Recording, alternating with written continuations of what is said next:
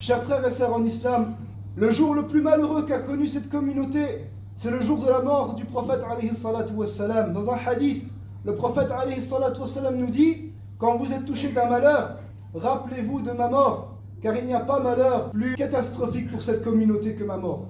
En effet, par sa mort, la révélation a cessé et la prophétie s'est terminée. Lorsque les compagnons ont appris la mort du prophète alayhi salatu wassalam, certains ont perdu la raison, d'autres ne pouvaient plus bouger, certains ne pouvaient plus parler, certains ont refusé cette nouvelle, comme Omar radiyallahu anhu. Il y a dans le récit de la mort du prophète alayhi salatu wassalam, le prophète alayhi salatu wassalam est mort un lundi, durant le mois de Rabi' al-Awwal, qui est le 3e mois du calendrier lunaire, lors de la 11e année de l'Hégire. Certains ont dit que c'était le 12e jour du mois et d'autres ont dit d'autres dates. Il avait 63 ans sallallahu alayhi wa sallam. Le prophète alayhi salatu wa sallam est tombé malade alors qu'il revenait du cimetière al-Baqi'. Sur le chemin du retour, il a ressenti une forte migraine, puis il a eu de la fièvre sallallahu alayhi wa sallam. En effet, le prophète tombe malade comme tout être humain. Lorsque Abdullah ibn Mas'ud radiyallahu anhu est venu rendre visite au prophète alayhi salatu wa sallam, il l'a trouvé souffrant. Il l'a touché et il a dit au prophète alayhi salatu wa sallam, en étant un peu étonné: tu es en train de souffrir d'une manière horrible. Alors le prophète lui a répondu: effectivement, je souffre comme souffrent deux personnes, deux hommes. Allah Azza wa Jal dit dans son livre: nous n'avons pas donné à un être humain la vie éternelle. Si toi tu meurs, est-ce que eux vont vivre éternellement? Le prophète alayhi salatu wa sallam était malade et son état s'est aggravé. Et pourtant il priait, il guidait la prière jusqu'à ce qu'il ne puisse plus tenir debout. Et alors à ce moment-là, Abu Bakr l'a remplacé comme imam de la communauté.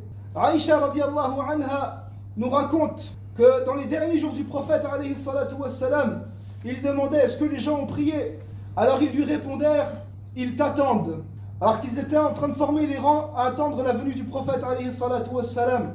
Alors il demandait qu'on lui ramène de quoi faire les ablutions, et lorsqu'il faisait ses ablutions et qu'il se levait pour se donner de la force, de la vigueur, alors le prophète alayhi salatu wassalam s'évanouissait.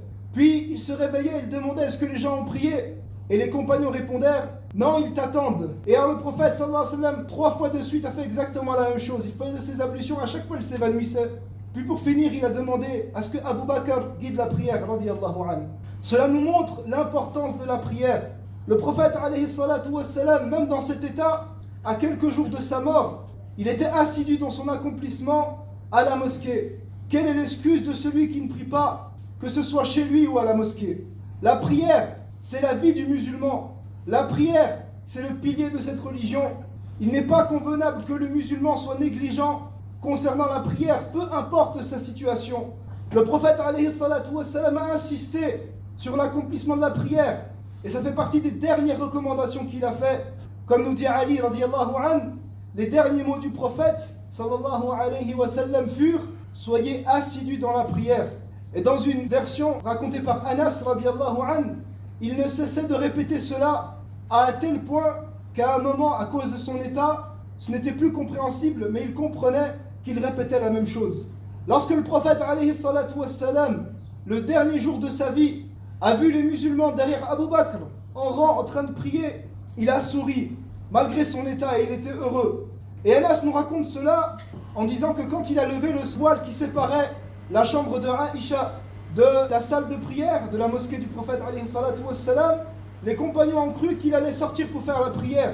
Mais le prophète sallallahu alayhi wa sallam était trop faible et il a refermé le voile. Et il est mort ce jour-là, sallallahu alayhi wa sallam.